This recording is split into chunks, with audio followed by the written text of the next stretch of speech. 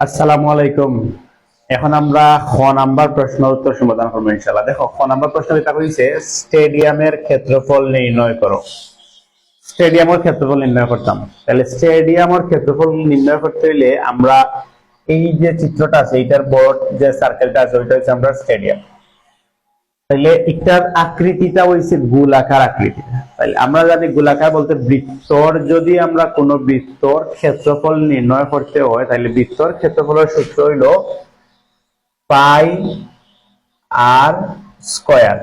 তাহলে পাইর মান আমরা জানা আছে 3.14, 3.14, কিন্তু আরোর মানটা আমরা জানা নাই। ঠিক আছে, তাহলে আমরা আরোর মানটা উদ্দীপকটাকে দেখি। কেটা হচ্ছে উদ্দীপক একটি বৃত্তাকার মাঠের ক্ষেত্রফল বৃত্তাকার স্টেডিয়ামের ক্ষেত্রফলের 2/3। মাঠের অভ্যন্তরে অত মিটার, দৈর্ঘ্য অত মিটার, প্রস্থের একটি পিচ আছে।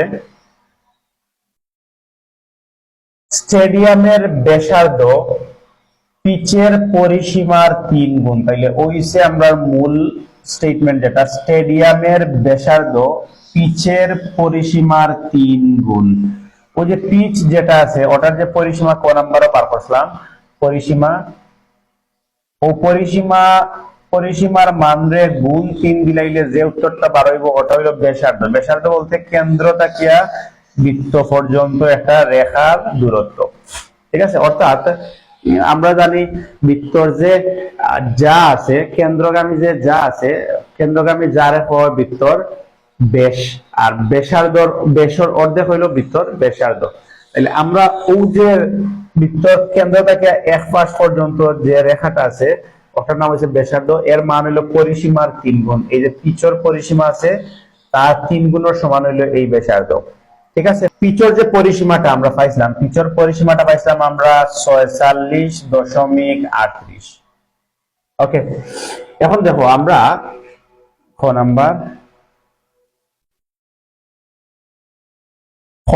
আমরা প্রথমেও যে মানটা লাগবো আমরা পিচর পরিসীমার মান লাগবো, কারণ পিচর পরিসীমার 3 গুণ হইলো আমরা ব্যাসার্ধ। তাইলে পিচের পরিসীমা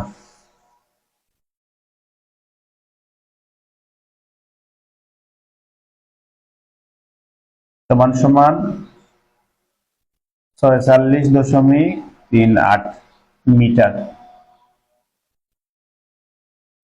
তাইলে অতএব আমরা কইতাম পারি যে আমরা যদি প্রশ্ন হয় যে পরিসীমার 3 গুণ হইয়া থাকে আমরা ব্যাসার্ধ, তাইলে অতএব স্টেডিয়ামের ব্যাসার্ধ সমান সমান তাইলে 3 গুণ 46.38, ঠিক আছে, মিটার।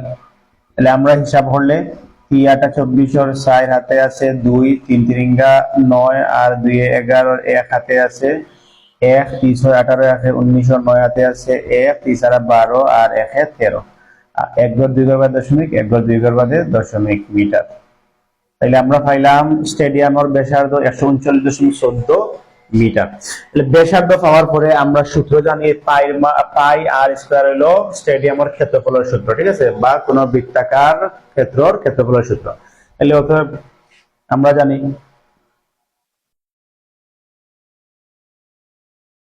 বৃত্তের ক্ষেত্রফল সমান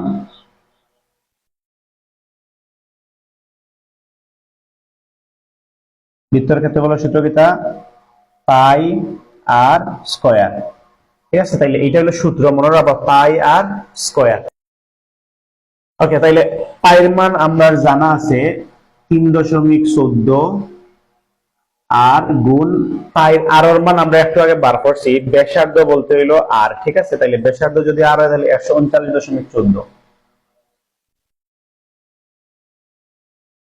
বর্গ। ক্ষেত্রফল আইব বর্গর হিসাবে, লগে আছে আমরা একক মিটার, তাহলে বর্গ মিটার। আমরা এই দুইটা সংখ্যা গুণ করলে যেটা আইব ওটা হলো আমরা ক্ষেত্রফল। ঠিক আছে, তাহলে আমরা একটু গুণ করিয়া দেখিলাই 14। আমরা পাইছি 436.89 বর্গ মিটার। তাইলে ও যে আমরা ক্ষেত্রফল যেটা পাইছি বৃত্তের ক্ষেত্রফল, এটা হলো ও যে স্টেডিয়ামের যে বৃত্তটা আছে স্টেডিয়ামের বৃত্তের ক্ষেত্রফল। তাইলে আমরা নিও 436.89 বর্গ মিটার। ঠিক আছে, আশা করি আর বুঝছো।